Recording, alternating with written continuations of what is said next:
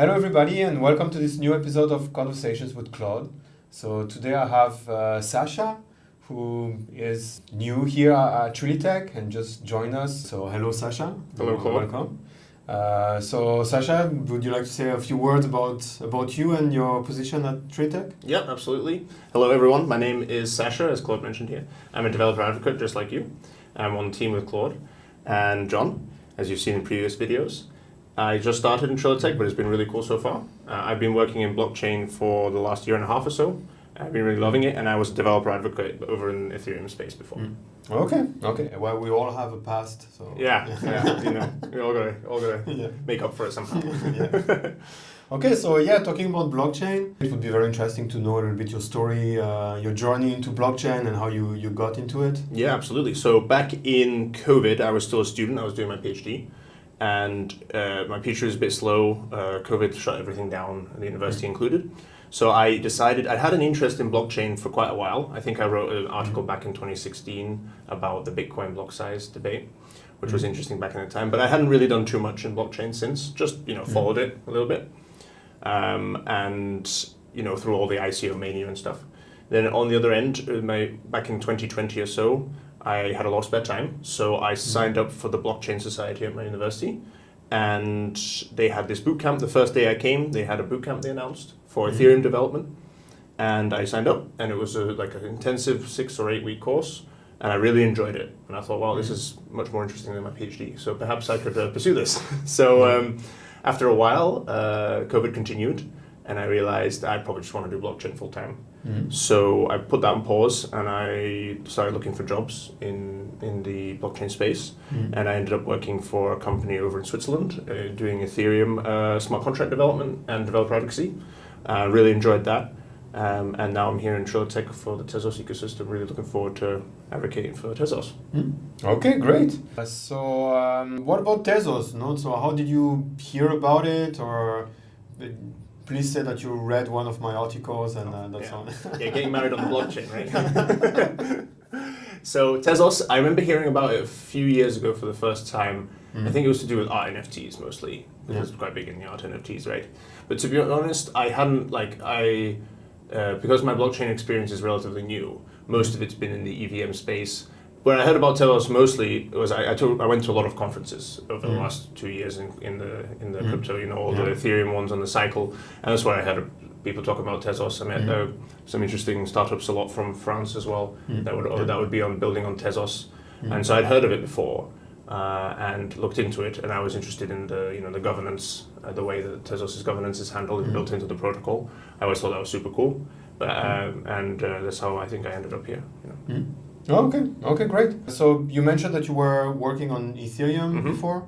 So maybe can you tell us a little bit about the differences, that the things that Tezos has that Ethereum doesn't, and that you enjoy working with? Absolutely. Well, the main difference is that realistically, there's only one option if you want to write a smart contract in Ethereum, it's Solidity. You can write something in like Viper, which is the Python language, but nobody uses that. It's not super, it depends on who you ask, but it's not super well maintained in the sense that everyone uses Solidity, which it can be a good thing for onboarding users. It's quite straightforward. You learn something that kind of looks a bit JavaScript-esque with a lot of blockchain limitations. But it also can be a bit of a bad thing, especially once you get more advanced. It's very difficult to know exactly how memory is done or handled and so on and so forth. Floats are a nightmare. You have to use special libraries, and even they are barely maintained, and you have to trust these libraries. They just pull in from GitHub, and you hope that their code is okay, like with OpenZeppelin and so on, which is also fine. Like OpenZeppelin has very good code. What I really appreciate in the Tezos space, and this time I've spent in it so far, is that there's a lot more A, variety, and B, choice and flexibility, right? So you come to a blockchain that from the get-go, having had the luxury of starting, perhaps maybe not luxury, but starting a few years after Ethereum, has a lot of things built in to handle maths a bit easier, and then the machine in general. Especially the differences in gas. It's just also like you can come in as a beginner and learn something the JavaScript-esque, like JS Ligo or something, or Smart Pi, a nice one. And then once you get, if you really want to get into it, you can graduate to something like your favorite, Camel Ligo or something, right? Or if you want to, right? Or you don't have to. But I really like the optionality there. And it seems like because there's so many different languages, perhaps you can tell me if this is right or wrong, it seems like they kind of compete and work to make the Tezos ecosystem or the Tezos blockchain better, right? Like if there are features that people seem to be using and maybe they're unsafe or something's wrong, then maybe the other languages will pick up on it and so on and so forth. And so that's something I really like about the Tezos ecosystem. This is speaking completely from a smart contract development side of things. Obviously, we're developer advocates and that's what we're interested in. But of course, there are many other interesting reasons to be bullish on Tezos in terms of the core protocol. But yeah, I think it's true that we. I mean, since I started working with Lego 3 years ago, like the language evolved a lot. There were a lot of improvements that were done. So I think that's a very good point, about the Tezos ecosystem.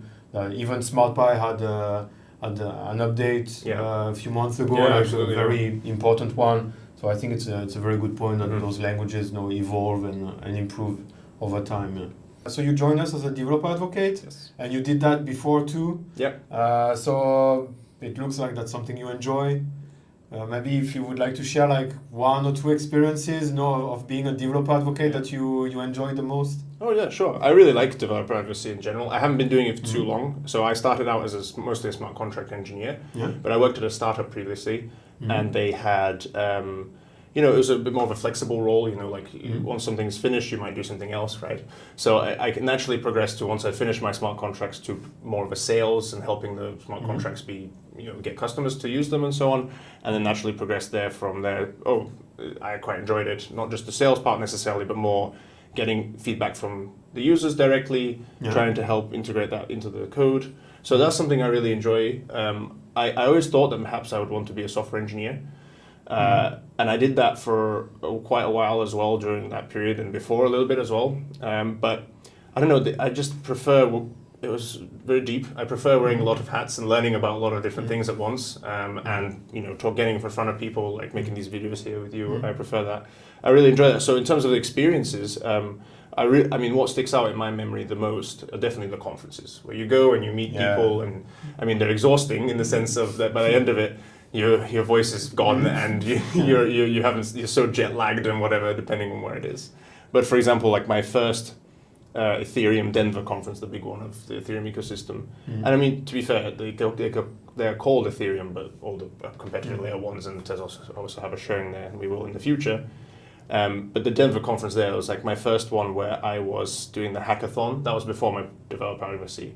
And building something was really fun. And having built something, and the next year coming as a developer advocate and supporting the people who were building that I was just building myself the last year, giving talks, helping people out, getting them grants or whatever, answering their questions, getting in front of people. It was something really special, and I really enjoyed it. Yeah, the conferences definitely stick out to me. Not that the rest of the work is much less par, but when you look back, I think, especially because it's a travel, I really enjoy that part. But there are many parts, and we can talk about them in terms of developer advocacy. And maybe you could also say what sticks out to you the most in terms of developer advocacy. I think I can relate to that experience with the conferences. I remember the last one I did in Austin. Yeah. When I came back, everyone was asking, how was Austin? What did you do? And actually, I understand why people think like that, but that's not really what happens during a conference. Yeah. You talk with a bunch of people. At the end of the day, you're exhausted because you had to talk about technical stuff. Above all that, at the moment, everybody speaks about rollups on Tezos. Yeah. So that's everything you talk about, for 10 hours straight. They are technical as well, right? Yeah. So it's pretty exhausting. Yeah, it's of course, you go to, they're not really parties, but some kind of events, like that are organized by different tech companies. And yeah, of course you have fun, but it's also very technical. You go there for work, but it's still very enjoyable. I really enjoyed going to conferences this year. So that's a part that's very nice. I think for me, one of the best part of being a developer advocate, and above all being a developer advocate on Tezos, is interacting with the community. So yeah, we have an amazing community on Tezos. So it's very it's great to interact with them and communicate and listen to their ideas and their problems and see how we can solve them. So that's a very interesting part of being a Tezos developer advocate. and you're going to see that, like you already saw a little bit because you're on Twitter too, so you saw what I'm talking about. Yeah. But yeah, it's a great part of that. Yeah. So how was your experience at Trilitech at the moment? So no conference, but other parts of the developer advocate job. Yeah. So what did you do so far, and how did you enjoy it? Yeah, I mean, so far everyone's been so welcoming. Not that they wouldn't be, but I've really enjoyed it so far. We have a wonderful space here, right? And so many people from such a variety of teams as well. Like very handy for us developer advocates to be able to talk to tooling or dApp teams or even the core engineering teams, right? Yeah. And see what's going on, what progress is being made, maybe relay some feedback. That's been really good. In terms of what I've been working on, I obviously come from the Ethereum ecosystem, so at the moment I'm just picking your brain slowly and surely about changes in Tezos, like in terms of the differences, in Tezos compared to other layer ones that I've done before, and of course the EVM system, and reading all our various, as you say, the wonderful community has created many different websites. Reading those, trying to collate what we should focus on and talking about more in the future and so on, and trying to create a more easier onboarding experience, especially in the documentation side of things, right? So I think you have all been working on that previous to me joining. It's going to be fun to continue that now that I've started. We're doing a great, a lot of work here about the documentation. So trying to unify it and having it at the same spot, offering some great content to developers coming to Tezos. Absolutely, it makes a lot of sense because we already have excellent content. Like I was reading Open Tezos today. I think I remarked to you, right, that this content is really good, and it's not even Tezos specific, right? It's like here's the history of blockchain and so on.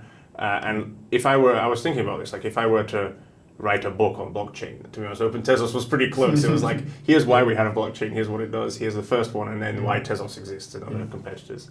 So it'd be really good to take that great content that we have from the community and from all the stakeholders in Tezos and actually put that into a unified experience for onboarding. Is going to be excellent. So looking forward to that. Great. Still talking about Tezos. Yep. Is there anything that you're really excited about? So something that may have happened in the past or is going to happen in the future, like something that really excites you? Well, I'm biased because I'm coming through. I am looking forward in terms of Tezos getting more traction from the EVM system. I'm looking forward to the EVM kernel rollup as a first step to onboard people who are might be a bit too, scared is the wrong word, but might not want to invest a lot of dev time into learning Smart Pi, Michelson, all the different things, and getting something that's up and running on Solidity and giving it a try on one of Tezos rollups. And on that topic, as you mentioned in Austin, everyone was talking about rollups. I think the Tezos rollups are fantastic. Like the features that they have, especially compared to the rollups that we have over in Ethereum, I think they are solving a lot of the issues that we face at the moment with some layer 2s. Not that they're not doing a great job over there, but there are some things to be better. And I think the Tezos way of doing it in the core protocol, I think, is a good idea, a very good idea. I'm really looking forward to the EVM rollups because that way we can get people onboarded and then dip their toes into the Tezos ecosystem. Then they might be like, oh, you know what? Maybe I should just forget about this EVM stuff and come to the light side, as you say. We're looking forward for the EVM rollups. So hopefully it's going to happen soon, and we can get to play with them. That'd be great. That would be great. And you will also be at TestDev. Yes, I will be. Looking forward to it. Yeah, so that's going to be a great opportunity, to meet. To meet everyone. I've already been welcomed virtually on Twitter, as you say, and here at Trilitech. But I've been really looking forward to doing the rounds in terms of meetups here in London with Trilitech and conferences, meeting everyone, seeing what people are building, how we can help them, how we can improve their experience. Yeah, it's going to be great. Okay, great. Yeah, so I think that's going to be it. Unless there's anything else you would like to add? I would just like to say thank you, Claude, for welcoming me to the team. I really enjoy it. So it was not my choice. Yeah, that's true. I vouched for you. You vouched for you. Yeah. When we interviewed you, I was like, I think it's going to be great for the team. So nice. I'm sure you're going to bring positive things, and you have a lot of knowledge that we appreciate at Trilitech, so it's going to be great working with you. That's great, I'm looking forward to it. Okay. Thanks. Thank you very much, Sasha. Thank you, everybody, for watching, and see you in the next one. Bye.